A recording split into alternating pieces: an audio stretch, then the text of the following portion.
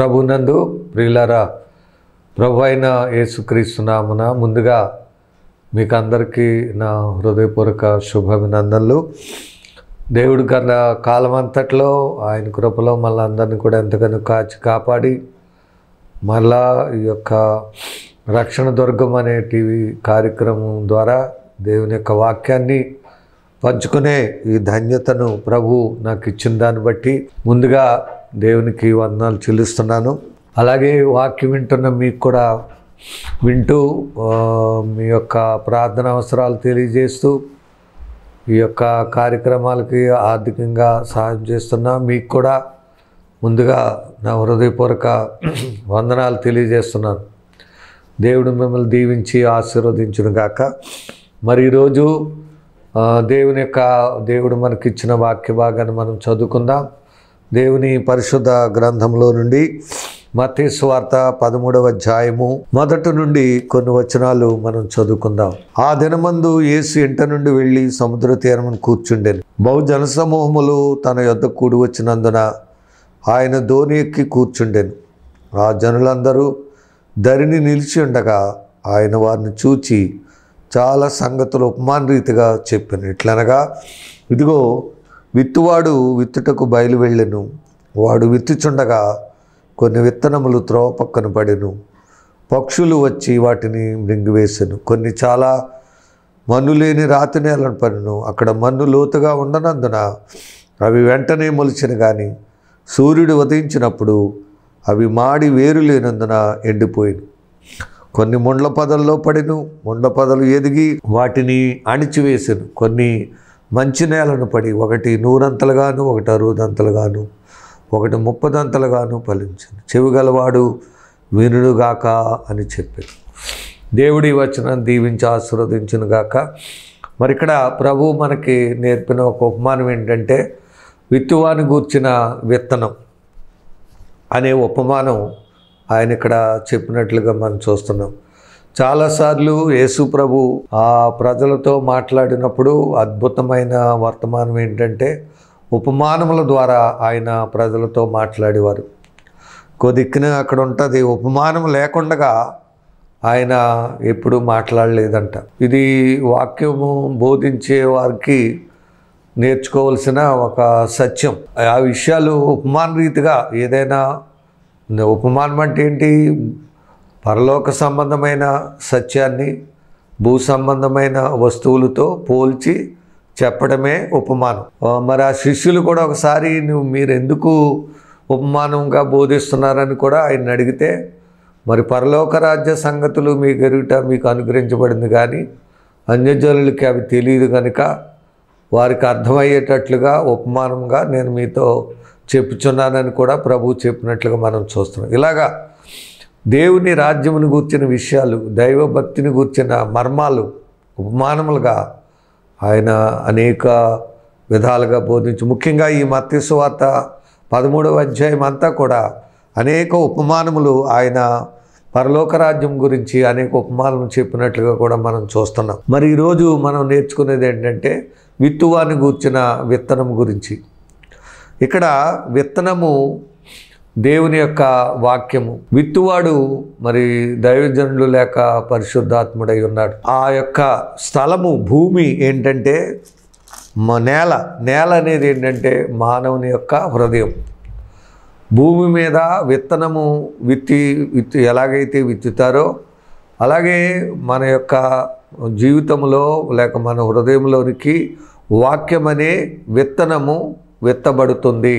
విత్తబడుతున్నప్పుడు ఈ విత్తబడిన వాక్యము మొట్టమొదట ఏం చెప్తున్నాడంటే, కొన్ని మరి త్రోవ పక్కన పడే మొట్టమొదటివి ఏంటంటే త్రోవ ప్రక్కన పడినవి. అవి పక్షులు వచ్చి వాటిని మృంగివేసాను. మనం కూడా జనరల్గా విత్తనములు విత్తే రైతులు, వరి అయినా గోధుమ నుండి ఏదైనా ఈ జరిగే ఈ సేమ్ ఈ పొలంలో ఉండే విధానమే ఇక్కడ ప్రభు చెప్తున్నారు. మొట్టమొదటిదా త్రోవ పక్కన పడ్డాయి, గట్లు మీద అంట. త్రోవ పక్కన అంటే గట్లు, నడిచే గట్ల మీద పడ్డాయి. అవి జనరల్గా పక్షులు ఎత్తుకుపోతాయి. మనం వ్యవసాయం చేసేవారికి కానీ చూసేవారికి కూడా తెలుస్తుంది. ఆ విత్తనములు గట్ల మీద పడినవి పక్షులు ఎత్తుకుపోతాయి. అది ఒక రకం. కొన్ని చాలా మన్ను లేని రాతి నేలను పడిను. సరే, అంటే ఇప్పుడు సపోజు భూమిని బాగా దున్నాలి, మెత్తన చేయాలి, అందులో ఉన్నటువంటి కలుపు మరి మొక్కలు అవన్నీ ఏమన్నా తీసివేయాలి, గట్టి రాడులు అనేవి ఉండకుండా చేయాలి. కానీ ఇక్కడ మన్ను లేని రాతి నేలను పడిను, సరిగా దున్నబడలేదు, రాయిగా ఉంది. ఆ రాయిలు తీసేసిన బాగుండు. ఆ రాతి మీదే ఏం చేశారంటే పడ్డాయి, అక్కడే పడ్డాయి, రాతి మీదే పడ్డాయి. అక్కడ మన్ను లోతుగా ఉండనందున అవి వెంటనే మొలిచింది. కానీ సూర్యుడు ఉదయించినప్పుడు అవి మాడి వేరులు ఎండిపోయింది. జనరల్గా మొట్టమొదటి గట్ల మీద పడినవేమో పక్షులు ఎత్తుకొని పోతున్నాయి.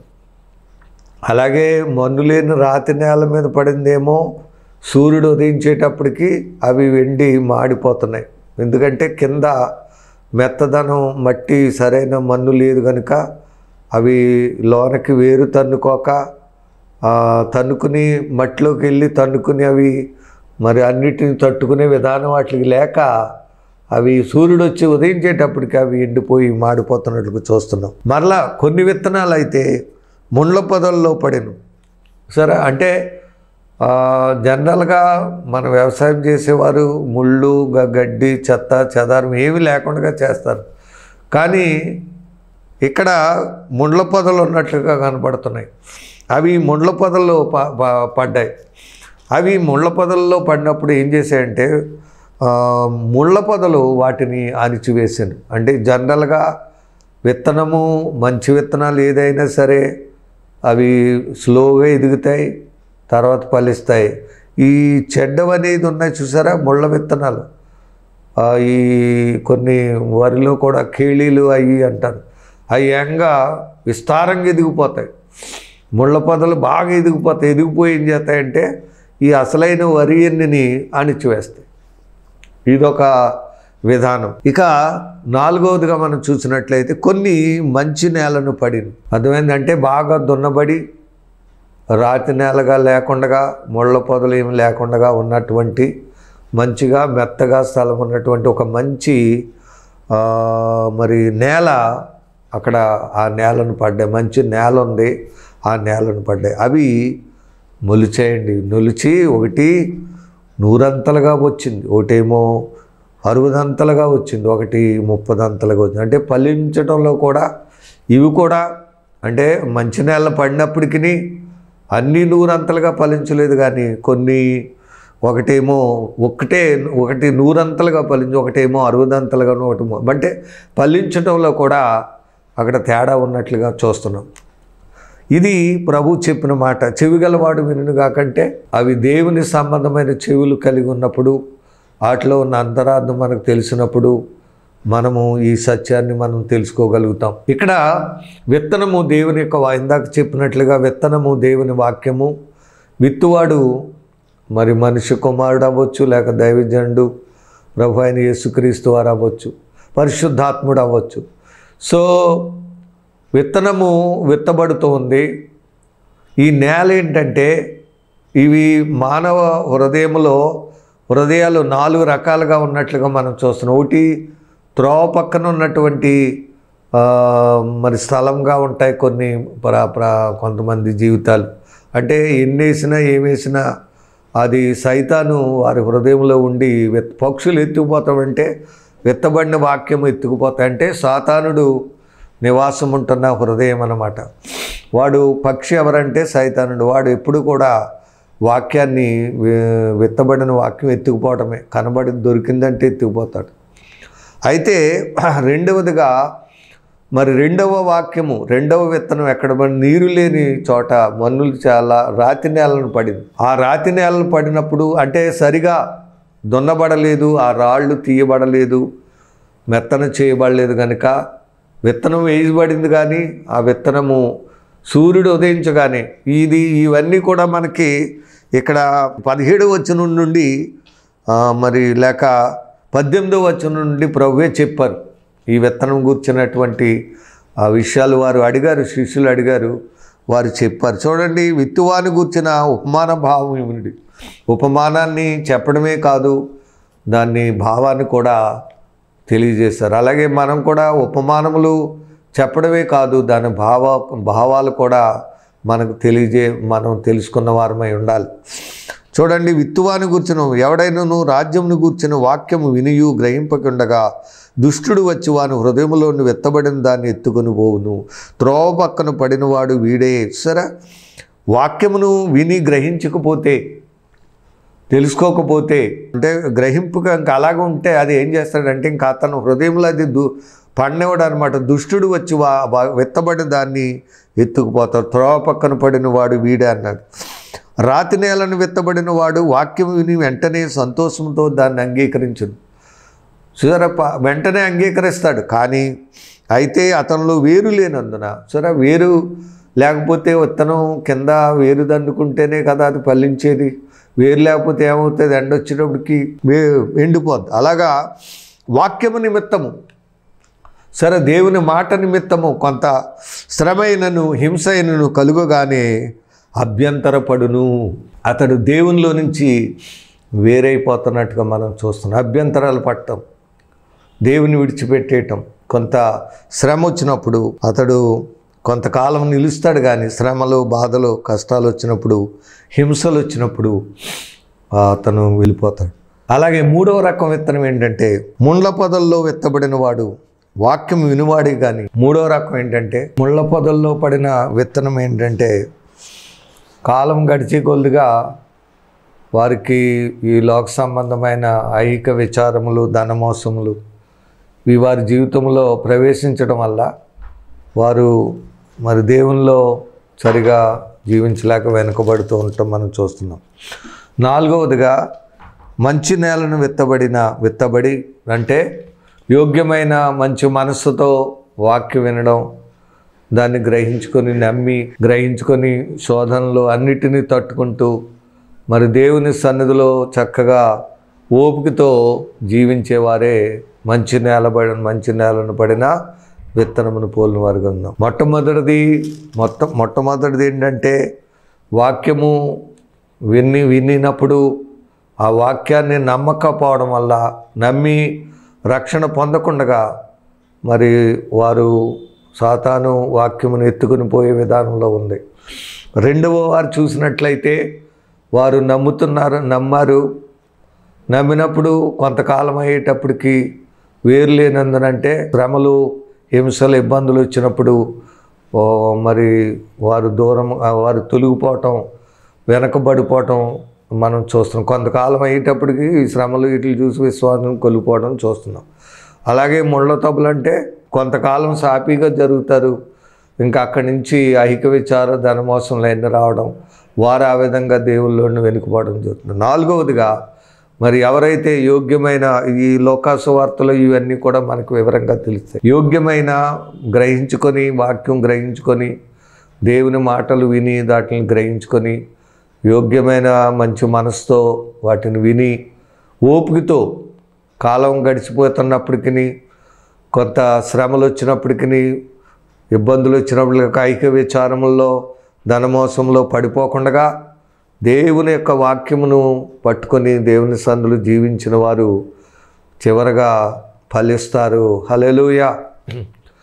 చాలా మంచి ఫలములు. ఇప్పుడు సపోజ్ వ్యవసాయము, వరి లేక గోధుమ ఏదైనా ఎలాగా అనేక రెట్లు ఫలిస్తుందో అలాగే దేవుని వాక్యమును కూడా, వాక్యము అనే విత్తనం మన జీవితాల్లో ఉండినట్లయితే ఆ వాక్యం అనే విత్తనం కూడా అనేక రెట్లుగా, అంటే ఒకటి 100 రెట్లు, ఒకటి 60, ఒకటి 30 రెట్లుగా ఫలింపు అనేది అది చూస్తూ ఉన్నాం.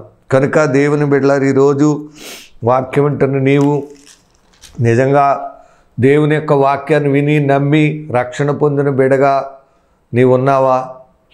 అలాగే దేవుని సందులో వాక్యం వింటూ నువ్వు మరి శ్రమల కాలం వచ్చినప్పుడు, కష్టకాలం వచ్చినప్పుడు ప్రభుని విడిచిపెట్టకుండా దేవుని సన్నిధిలో నువ్వు చక్కగా జీవించే బిడ్డగా నీవు ఉన్నావా? అలాగే అంటే కొంతకాలం ఉంచినప్పుడు ఏదైనా శోధన కాలము వచ్చినప్పుడు తొలగిపోయే బిడ్డగా నీవు ఉన్నావా? లేక కాలం గడిచే కొద్దిగా కూడా మరి ఐహిక విచారములు, ధనమోసము నువ్వు పడిపోయి మరి ఆధ్యాత్మికంగా ఇదైన వెనుకబడిన బిడ్డగా నీవు ఉన్నావా? లేకపోతే యోగ్యమైన మంచి నేలను విత్తన పోలు అంటే యోగ్యమైన మంచి మనస్సుతో వాక్యం విని దాన్ని అవలంబించి అనుసరించి ఓపికతో ఫలించే బిడ్డగా నీవు ఉన్నావా? ఫలిస్తున్నావా? వాక్యము మనలో ఫలించాలి అంటే వినాలి, వినదాన్ని అవలంబించాలి. ఓపిక దాంట్లో కూడా చాలా ఓపిక ఉండాలి. ఎందుకంటే సాతానుడు అనేక రకాలుగా శోధించేస్తాడు, ఎన్నో శ్రమలు కష్టాలు మనకు పెట్టేస్తాడు. అటువంటి సమయంలో మనం ఓపిక కలిగి సామర్థ్యం కలిగి చక్కగా వాక్యాన్ని విని అవలంబించి అప్పుడు మనం దేవునిలో ఫలించే వారం ఉండాలి. హల్లెలూయా. అలాగే మరి యేసుప్రభు వారు ఒక ఉపమానం కూడా చెప్పారు. బండ మీద కట్టబడిన ఇల్లును పోలి ఉంటుంది అన్నారు. ఎవరు ఎలాంటి ఇల్లు అంటే అది కూడా మత్తయి సువార్తలో మనం చూస్తాం. 7 అధ్యాయం 24 వచనంలో ఉంది. కాబట్టి నా మాటలు విని వాటి చొప్పున చేయి ప్రతివాడును. సరే, విని దాన్ని అవలంబించడం లేక వాటి చెప్పిన చేయటం అనేది. ఎందుకంటే దేవుని వాక్యం ఇది, దేవుని మాట. వాక్యం విత్తనం అంటే దేవుని వాక్యం. ఆ విత్తనం ఎలా ఫలిస్తుందో అలాగే వాక్యం అనే విత్తనం కూడా మనలో ఉన్నట్లయితే అది మనలో నిలిచి ఉండి దాన్ని మనం అనుసరిస్తూ ఉన్నట్లయితే ఖచ్చితంగా ఆ విత్తనం ఎలా ఫలించిందో మనం కూడా దేవునిలో మంచి ఫలాలు ఫలించగలము. హల్లెలూయా. కాబట్టి వాక్యం వింటున్న దేవుని బిడ్డలారా, ఇక్కడ ఈ నా మాటలు విని వాటి చొప్పున చేయి ప్రతివాడు బండ మీద తన ఇల్లు పట్టుకునిన బుద్ధిమంతుని పోలియుండును. బండ మీద ఇల్లు కట్టుకున్న బుద్ధిమంతుని పోలియుండును అంటే ఫౌండేషన్ బాగా వేసి చక్కగా పునాది గట్టిగా వేసి కట్టుకున్న వాని ఇల్లులాగా ఉంటుంది. వాన కురిసెను, వరదలు వచ్చెను, గాలి విసిరా ఇంటి మీద కొట్టెను, కానీ దాని పునాది బండ మీద వేయబడిన కనుక అది పడలేదు. హల్లెలూయా. సరే, బండ మీద, ఆ బండే ప్రభు అయిన యేసు. బిడ్డలారా, ఆయన మాటలే మన జీవితాలని కడతాయి, మన జీవితాలని ఫలింపచేస్తాయి. ఆయన మాట మనం వింటే, ఆయన మాట చొప్పున చేస్తే, ఆయన మాటలను మనం అనుసరించి ఆయన మాటలు ప్రకారంగా మనం చేసినట్లయితే బహుగా ఫలిస్తాం, మంచి బలవంతులంగా ఉంటాం, మంచి ఆశీర్వాదకరంగా ఉంటాం, గొప్ప దీవెనకరమైన జీవితాన్ని కలిగి మనము ఫలించే బిడ్డలంగా ఉండి పరలోకం వెళ్ళే వారంగా ఉంటామనే సత్యాన్ని ఈరోజు ఈ వాక్యం ద్వారా నేను మీకు తెలియజేస్తూ ఉన్నాను.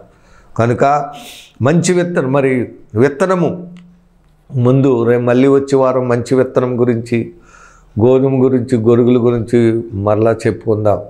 ఈరోజైతే వాక్యం అనే విత్తనం కలిగిన బిడగా, ఫలించే బిడగా నీవు ఉన్నావా? ఫలిస్తున్నావా? వాక్యము విని దానిని అవలంబిస్తున్నావా? అనుసరిస్తున్నావా? వింటున్నావా? బిళ్ళారు వింటే మరి అద్భుతాలు జరుగుతాయి మన జీవితాల్లో. ఆయన మాట చొప్పున చేయటం వల్ల మనం అనేకమైన అద్భుతాలు చూడగలం, అనేకమైన మంచి కార్యాలు మన జీవితాల్లో జరుగుతాయి. మాట చెప్పిన అనుసరించడం, మాట చెప్పిన చేయటం, మాట ఆయన చెప్పినట్లుగా జీవించడం, ఉండమన్న ప్రకారం ఉంటే గొప్ప అద్భుత కార్యాలు జరుగుతాయి. హల్లెలూయా. అవి కూడా 2 మాటలు మీకు చెప్పి నేను ముగించేస్తాను. ఉదాహరణకి మరి కానాను వివాహంలో అక్కడ ఒకళ్ళు మరి వివాహం జరిగింది. యేసుప్రభు శిష్యులు, మరియమ్మ వారందరూ అక్కడికి అటెండ్ అవ్వారు. అక్కడ ద్రాక్షారసం అయిపోయింది, అక్కడ లోటు వచ్చింది.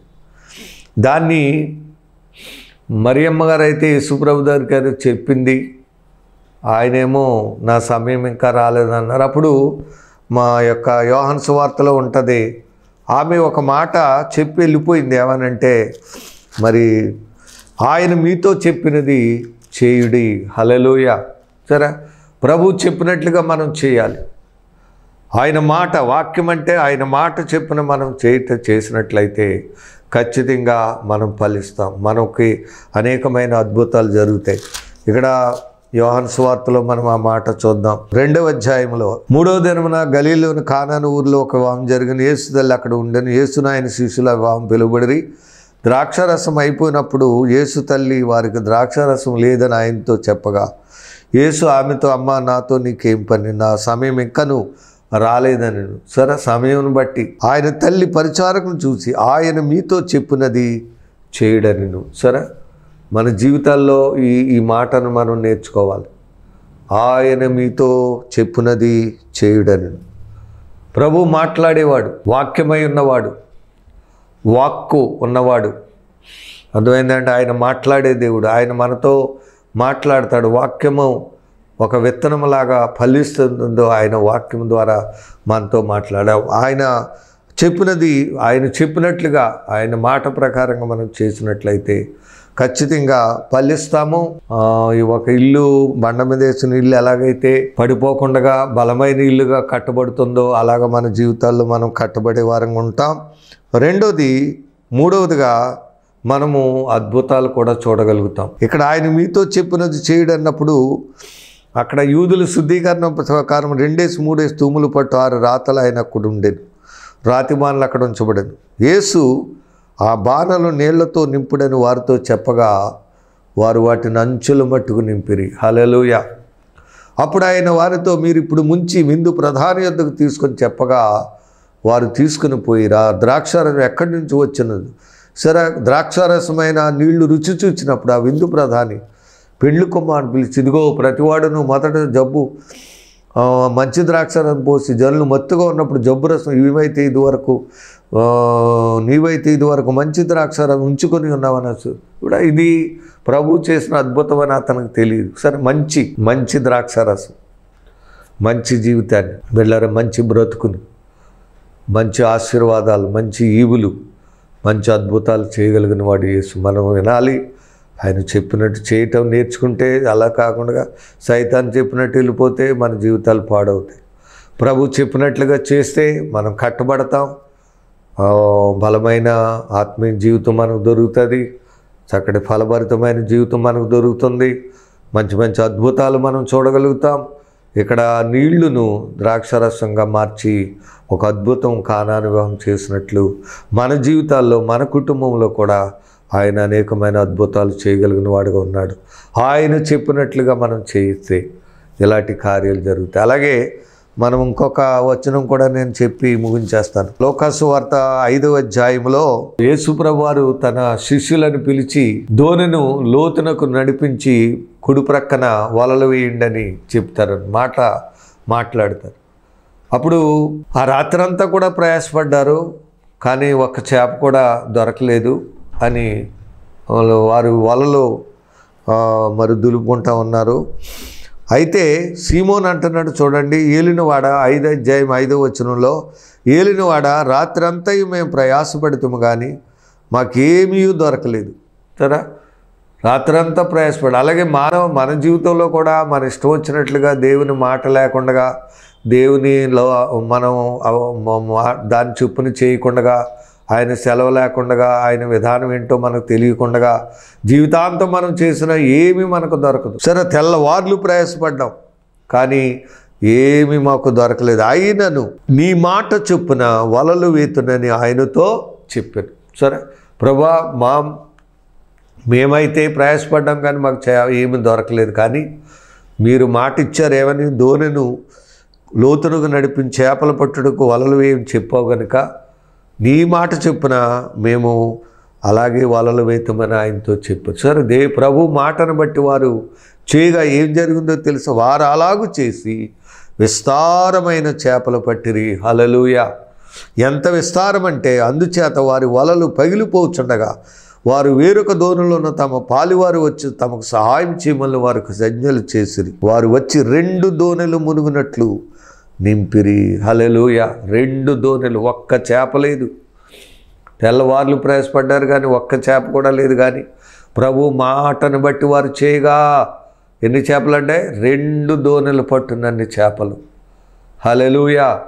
ఎంత అద్భుతమో చూడండి బిడ్డలారా, ఎంత ఆశ్చర్యకరమైన విషయమో చూడండి. ఆయన మాట చెప్పున బిడ్డలారా, వాక్యమనే విత్తనము ఎలాగైతే మంచి నేలను పడి ఫలిస్తూ ఉందో, అలాగే వాక్యం చెప్పిన మనం వింటే ఒక మండ మీద పడిన ఇల్లు ఎలాగైతే కట్టబడుతుందో అదే ప్రకారంగా ఆయన మాట చెప్పున వినటం వల్ల మన జీవితాల్లో అనేకమైన అద్భుతాలు చూడగలం. ఆశ్చర్యకరుడు, అద్భుతములు చేసేవాడు యేసయ్య. మనము ఆయన మనతో మాట్లాడాలి, ఆయన మాట మనం వినాలి, ఆయనని మనం అనుసరించాలి. ఆ మాట ప్రకారంగా మనం చేయటం నేర్చుకుంటే మంచి ఫలభరితమైన జీవితం జీవిస్తాం. అర్థమైందండి. తర్వాత మంచి బలమైన ఆత్మీయ జీవితాన్ని కలిగి మనం ఉండగలుగుతాం.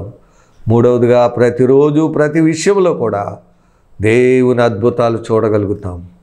ఆయన చెబుతారు, నీ అవసరాల గురించి మాట్లాడతారు. నీకున్న సమస్య ఏంటో ఆయన ఎరిగినవాడు కాబట్టి ఇదిగో ఇలా చేయండి అలా చేయండి అని ప్రభు మాట్లాడినప్పుడు, మరి రాత్రంతా ప్రయాసపడ్డారు, ఒక చేప కూడా దొరకలేదని ఆయనకు తెలిసే మీరు ఇప్పుడు లోనుకు నడిపించి ఇప్పుడు ధోని కుడి పక్కన వల వేయమని చెప్పాడు ఆయన. ఎందుకు? ఏ చేప వీళ్ళకి లేదు కాబట్టి ఆ చేపలు వారికి ఇవ్వాలని ఉద్దేశించే, ఆ లోటు తీర్చాలని ఉద్దేశించే ఆయన అక్కడ అద్భుతం అలాగే నీ జీవితంలో కూడా నువ్వు ఆర్థికంగా ఇబ్బందులు ఉండొచ్చు, ఏదో సమస్య, ఏదో లోటు కొరతలో నీవు ఉండొచ్చు, సమస్యలతో నీవు ఉండొచ్చు. అది ఎరిగినవాడు యేసు. ఎరిగి ఏం చేస్తాడు? మనతో మాట్లాడతాడు. ఆ మాట చెప్పిన మనం చేస్తే ఖచ్చితంగా అద్భుతం జరుగుతుంది, ఆ లోటు తీరుతుంది, ఆ సమస్య తీరిపోద్ది, మన జీవితం ఫలిస్తుంది, బాగుపడతాం, అభివృద్ధిలోకి వస్తాం. కనుక వాక్యం వింటున్న దేవుని బిడ్డలారా, మరి నువ్వు ఏ సమస్యతో ఉన్నా, ఏ కష్టంతో ఉన్నప్పటికీ ప్రభు మాట విని దాని ప్రకారం చేస్తే నీ అవసరాలన్నీ దేవుడు తీరుస్తాడు. నీ పట్ల ఒక అద్భుతం చేస్తాడు, లోట్లున్న తీర్చుతాడు. కనీసం నీకున్న ప్రతి సమస్య ఏదైనా సరే తీర్చబడుతుంది. అక్కడ నీళ్లను ద్రాక్షరసంగా మార్చినవాడు, ఇక్కడ 2 ధోనులు, ఒక్క చేప కూడా పడలేదు కానీ 2 ధోనులు ముంగినట్లుగా అద్భుతం చేసినవాడు నీ జీవితంలో కూడా ఏ సమస్యను, ఏ లోటున్న అద్భుతం చేసి నడిపించాలి. అట్టి దేవుని ప్రభుని మనం నమ్ముదాం, ఆయన మాట కొరకు కనిపెడదాం, ఆయన మాట చెప్పిన చేసి బలవంతులం అవుదాం, ఫలించేవారం అవుదాం, చక్కటి ఆశ్చర్యకార్యాలు చూసి ప్రభు కొరకు ముందుకు సాగుదాం. దేవుడు ఈ మాటలను దీవించి ఆశీర్వదించునుగాక. ఆమేన్. చిన్న ప్రార్థన. పరమ తండ్రి, ఈరోజు వాక్యము నీ మాట ఎంత విలువైందో, నీ మాట ప్రకారంగా చేస్తే ఏ విధంగా ఫలిస్తామో అనేటువంటి ఒక గొప్ప సత్యాన్ని మీరు ఈరోజు మాకు బయలుపరిచినందుకు వందనాలు తండ్రి. అవును ప్రభువా, నీ మాట కేవలం విని విడిచిపెట్టేవారం కాకుండా ఆ మాట ప్రకారంగా చేస్తే ఓపికతో మేము అవలంబించుకుంటే మంచి ఫలాలు మనం చూడగలుగుతామని ఈరోజు మాతో మాట్లాడారు. అంతేకాదు, ఒక బలమైన ఆత్మీయ జీవితాన్ని కలిగిన బిడ్డలంగా ఉండగలుగుతామనే సత్యాన్ని మీరు తెలియజేశారు. అంతేకాదు, నీ మాట చెప్పున వింటే గొప్ప అద్భుతాలు జరుగుతాయి, లోట్లు కొరతలు కొదువులన్నీ ఏ సమస్యన్నా తీరుతుందనే సత్యాన్ని కూడా మాకు తెలియజేసావు.